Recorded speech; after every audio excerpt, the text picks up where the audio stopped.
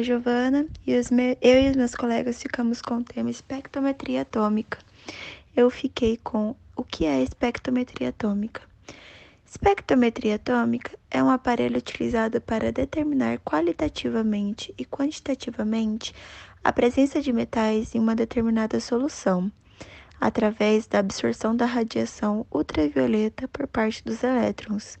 O espectrômetro utiliza algumas técnicas de análise como fontes de excitação, como, por exemplo, espectrometria de absorção atômica com chamas e espectrometria de absorção atômica com forno a grafite. Essas são as mais utilizadas. Em relação a custo e benefícios, elas são mais vantajosas. Por serem de valores mais baixos. A diferença entre essas duas é a determinações de concentrações.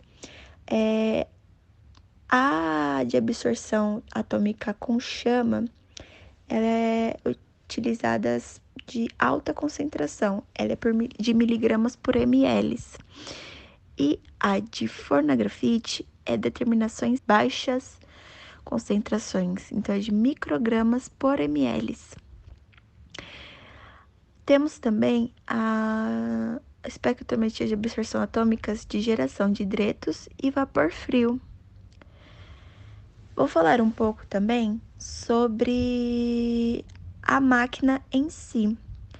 Um pouco dos componentes para realizar a espectrometria é o espectrômetro, a atomização com chama. Então, nela, dentro da máquina, contém o detector, a fonte de radiação, o conjunto monocromador, a nebulização, aí nela contém o oxidante, o combustível, o dreno, e aí por fim se tem a amostra. Nos próximos slides com os meus colegas, nós vamos entender um pouco melhor sobre o processo. Muito obrigada pela oportunidade, até mais. Então, nesse tópico aí eu vou falar para que serve a espectrometria atômica, né? Que é um método utilizado para medir o quanto uma substância química absorve de luz, medindo a intensidade quando um feixe de luz passa através da solução de amostra. Ou seja, quanto mais concentrada for a solução, maior será a absorção de luz. Por outro lado, a cor da solução é determinada pela cor da luz transmitida, sabendo-se então se a amostra está conforme. Os elétrons, que ao sofrerem um salto quântico, depois devidamente excitados por uma fonte de energia, que pode ser a chama de um gás e um comburente, como acetileno a 3.000 graus Celsius, no caso da espectrometria de absorção atômica de chama, desenvolve energia recebida para o meio, voltando assim para sua camada orbital de origem.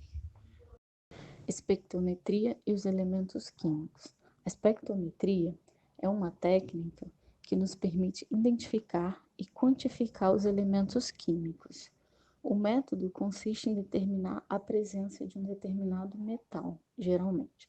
O princípio utilizado é a absorção e a emissão de radiação, onde a substância analisada é decomposta em átomos por meio de calor.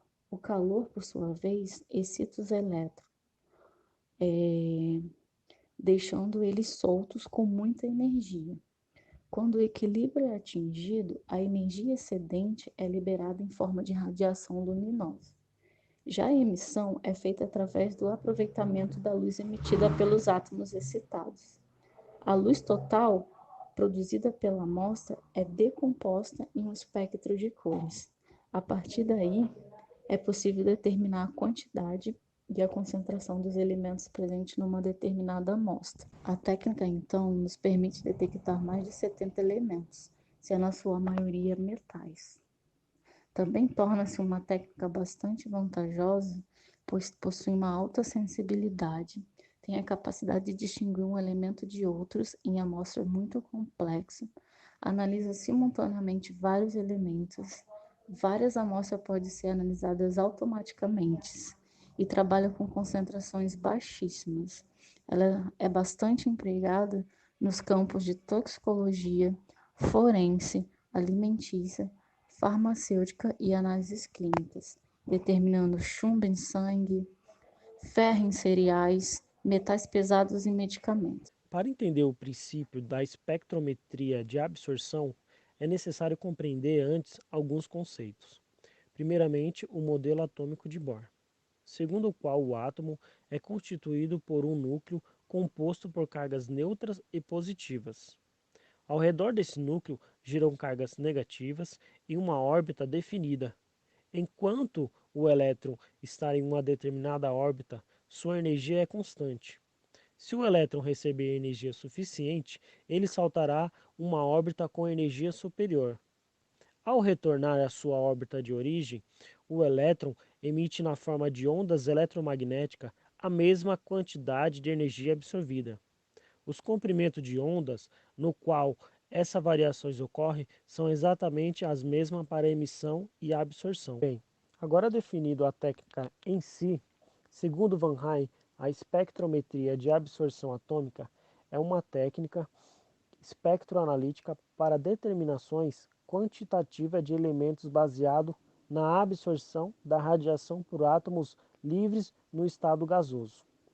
Partindo do fundamento que todo átomo é capaz de absorver sua própria radiação, segundo Poulsen, Kirchhoff, para a técnica é necessário gerar uma nuvem de átomo no estado fundamental, incidir sobre essa nuvem radiação com comprimento de onda adequado e diferenciar o sinal de absorção atômica do sinal de absorção de fundo, ou seja, a absorção molecular e de espelhamento de radiação. Tratando do aspecto histórico do método, temos Isaac Newton.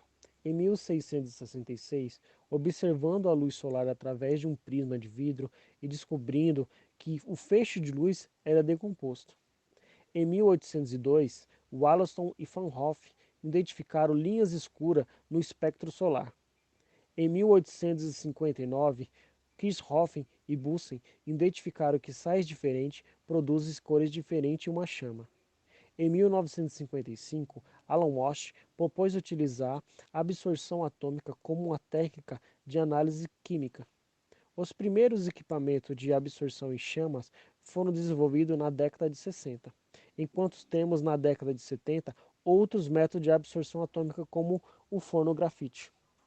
Então, como os meus colegas já citaram anteriormente, que a espectrometria é utilizada em vários tipos de laboratório, hoje eu vou falar um pouco como funciona na prática. E para falar sobre isso, eu utilizei um modelo específico, que é o modelo de atomização por chama.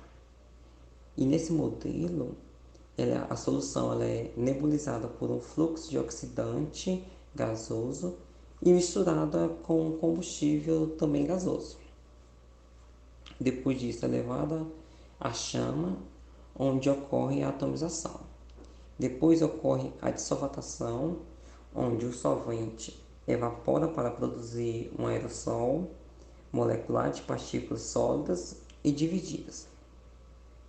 Em seguida, esse aerossol é volatilizado para formar moléculas gasosas, ocorrendo uma dissociação dessas moléculas.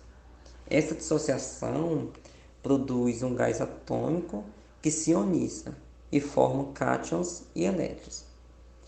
Outras moléculas e átomos também são produzidas na chama através do resultado de interação do combustível com o oxidante. Uma fração dessas moléculas são excitadas pelo calor da chama, resultando em um espectro de emissão atômico, iônico e molecular. Já lá no monocromador, deve separar a linha espectral de interesse das outras linhas emitidas pela fonte de radiação. Isso através de um prisma ou de uma rede de difração associada às duas fendas estreitas que servem para entrada e saída da radiação. Depois, o prisma ou a rede de difração irão decompor o feixe de radiação em comprimentos de onda, com diferentes ângulos. Dessa forma, será possível selecionar a linha de comprimentos de ondas e, em seguida, enviar para o detector, que passará todas as informações para o sistema do equipamento. E esse foi o nosso trabalho. É uma pena ainda estar nesse momento de pandemia para não apresentar presencialmente, mas a gente já agradece pela compreensão de todos.